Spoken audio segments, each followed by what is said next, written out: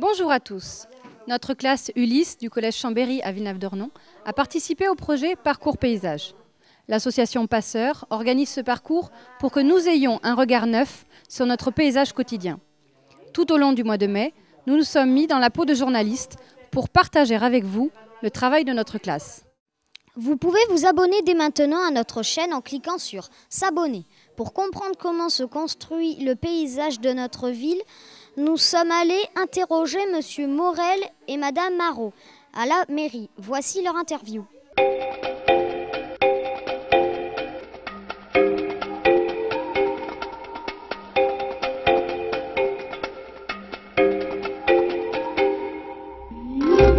Bonjour.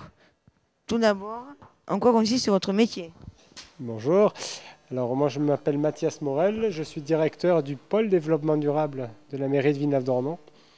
Alors c'est un métier qui consiste à aider le maire et son équipe à mettre en place les projets sur le territoire de la commune.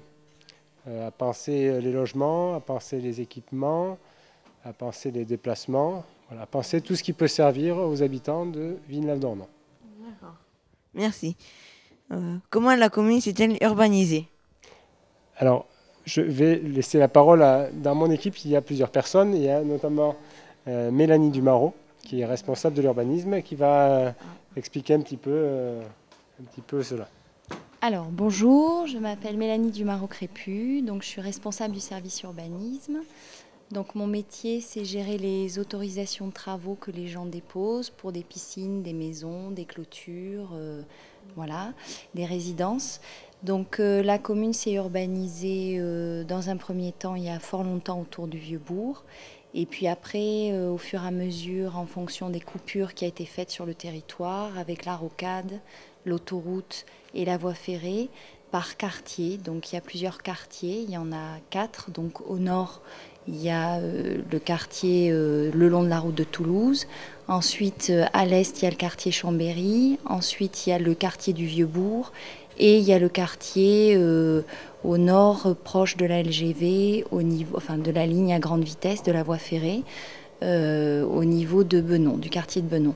Donc depuis les années 80, ensuite ça s'est urbanisé sous forme de lotissement, dans les années 70 et 80.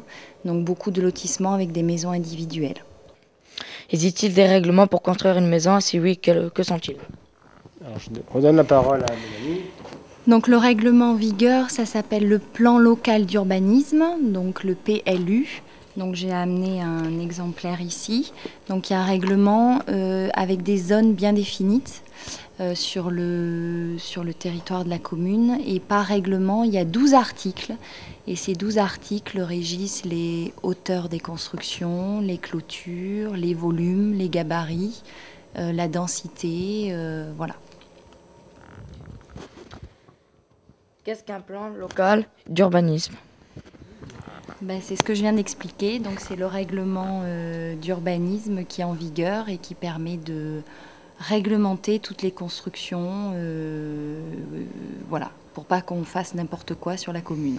Ces règles-là, c'est les règles qui sont les mêmes pour Villeneuve-d'Ornon, mais pour toutes les communes de la Cube, c'est-à-dire de Bordeaux, voilà, de toutes les 27 communes qui composent la Cube. On a tous les mêmes règles et on est obligé toutes les personnes qui veulent construire une maison, on applique ces mêmes règles sur toutes les communes.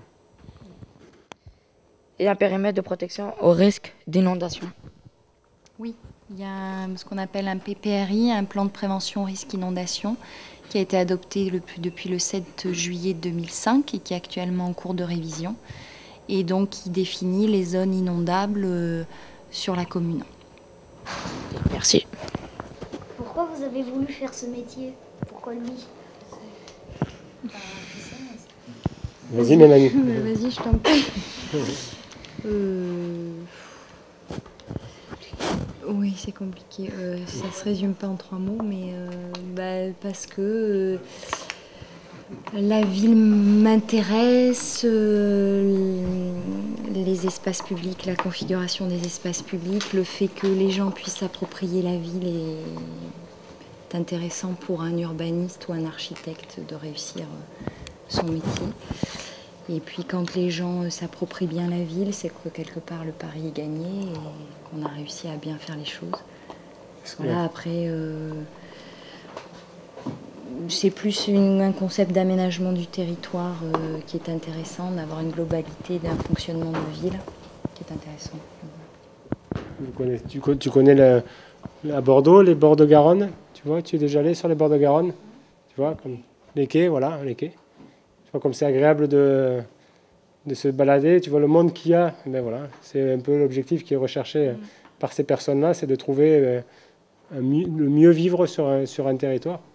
Quand c'est aussi utilisé, que les gens utilisent tout ça, qu'ils apprécient d'avoir de quoi s'amuser, de quoi se déplacer, ça veut dire que le métier a été réussi et c'est ce qui motive, ce qui nous motive et ce qui motive les professionnels de l'urbanisme. Aider les gens à mieux vivre dans la ville, parce que la ville, c'est pas toujours facile à y vivre. Et voilà, quand on réussit des choses comme ça, c'est une satisfaction.